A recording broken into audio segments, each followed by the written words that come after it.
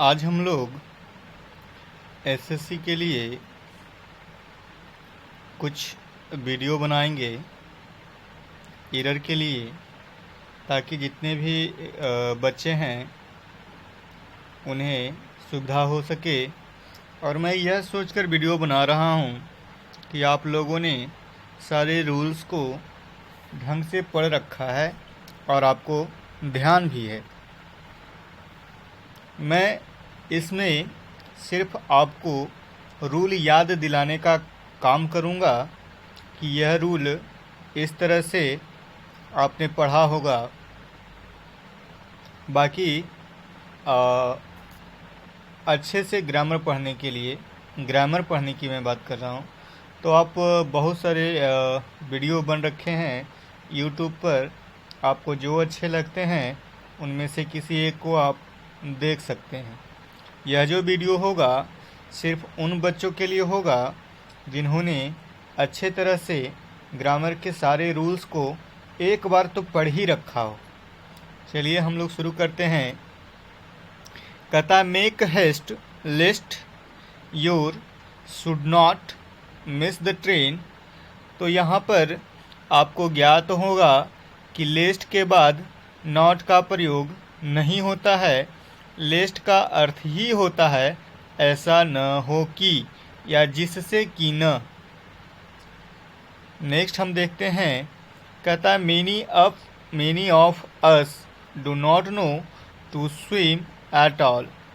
यह यहाँ पर ध्यान देने वाली बात यह है कि अगर KNOW नो का प्रयोग किया गया हो और नो के बाद 2+V1 का प्रयोग किया गया हो, तो हम WH वर्ड जैसे हाउ, व्हेन, वेयर, व्हाट आदि में से किसी एक का प्रयोग करने के बाद ही 2+V1 का प्रयोग करते हैं। जैसे अगर मैं कहूँ I don't know how to write, how to read, तो यहाँ पर ध्यान देने की बात है कि नो के बाद यदि हमें 2+V1 का प्रयोग करना है तो हम WH word how, when, where, what आदि में से किसी एक का प्रयोग अवश्य करेंगे। कहता है next number 3, at last he was married with a poor girl. बच्चों यहाँ पर आपने पढ़ा रखा होगा कि हम लोग मैरिड के साथ विथ नहीं टू का प्रयोग करते हैं। अगर सब्जेक्ट प्लस टू बी और मैरिड प्लस मैरिड का प्रयोग किया है हमने, तो +2 प्लस ऑब्जेक्ट का प्रयोग करेंगे। अगर मैरी आया हो तो हम सीधा ऑब्जेक्ट का प्रयोग कर सकते हैं, लेकिन आप ध्यान रखना मैरिड के बाद 2 प्लस ऑब्जेक्ट का प्रयोग करेंगे, लेकिन मैरी के बाद हम सीधा ऑब्जेक्ट को रख सकते हैं।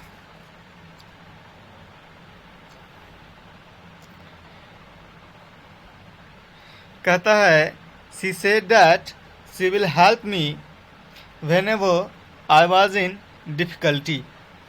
तो यह जो वाक्य है देखते ही आपको पता लग रहा होगा कि यहाँ शी सेड का प्रयोग किया है, तो यहाँ पर विल का नहीं वुड का प्रयोग होगा, क्योंकि reporting clause she said past tense में है, तो यहाँ विल नहीं आएगा, वुड आएगा।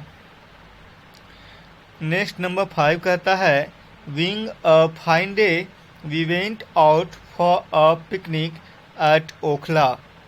यहाँ पे बीइंग सीधा नहीं आएगा, इसके पहले हमें इट का प्रयोग करना होगा, जिससे यह वाक्य मीनिंगफुल हो जाएगा। हम कहेंगे it being a fine day we went out for a picnic at Okhla.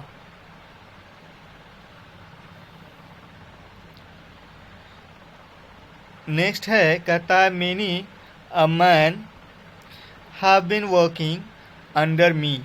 आपको ध्यान रखना चाहिए कि मेनी ए के बाद सिंगुलर काउंटेबल नाउन का प्रयोग होता है और सिंगुलर वर्ब का भी प्रयोग होता है, इसलिए यहाँ पर हैव का नहीं हम हैज का प्रयोग करेंगे, क्योंकि मेनी ए का प्रयोग किया गया है, मैन काउंटेबल आया है, सिंगुलर है, तो यहाँ पर हम हैव नहीं हैज का प्रयोग करेंगे।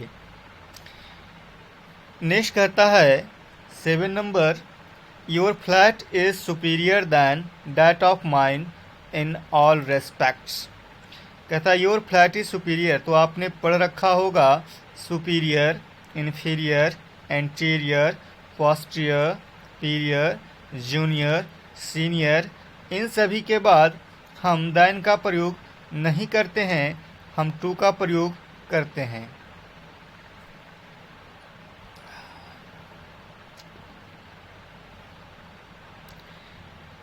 अब है, कहता I told him the story in details to make him understand in fully. यहाँ पे देखिए, आपने पढ़ा होगा तो यह भी पढ़ा होगा कि कुछ आइडियोमेटिक जो होते हैं वो किसी भी परिस्थिति में नहीं बदलते हैं।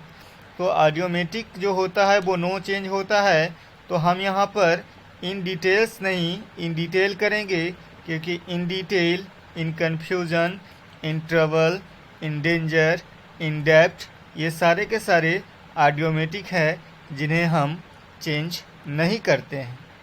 यहाँ पे नेक्स्ट है, cattles were grazing in the meadows near our farm. Cattles का प्रयोग किया गया है ना, तो कैटल्स के बदले हम यहाँ पे द कैटल का प्रयोग करेंगे, क्योंकि कैटल मवेशी जो है एक प्लूरल नाउन है, अतः द कैटल आर ग्रेजिंग, न कि सम कैटल्स या द कैटल्स का प्रयोग करेंगे। चलिए नेक्स्ट 10 नंबर देख लेते हैं हम लोग। कहता है you are really senior than me in age. अभी अभी मैंने कहा था, कुछ वर्ड को बोल रखा था और आप लोगों ने पढ़ा भी होगा कि superior, inferior, anterior, posterior, prior, junior, senior, इन सभी के बाद दैन का प्रयोग नहीं होता है, टू का प्रयोग होता है। तो हम यहाँ दैन का प्रयोग ना करके टू का प्रयोग करेंगे। और इसी के साथ आज इतना ही। हम लोग हर रोज़ कुछ अलग अलग तरह से करते चलेंगे, और अगर आप कंटिन्यू रहेंगे तो हमें पूरा विश्वास है कि आपका ग्रामर सेक्शन, जिसमें एरर सेक्शन आता है, इम्प्रूवमेंट सेक्शन आता है, ये सारा का सारा धीरे धीरे आपको फिर से याद आ जाएगा।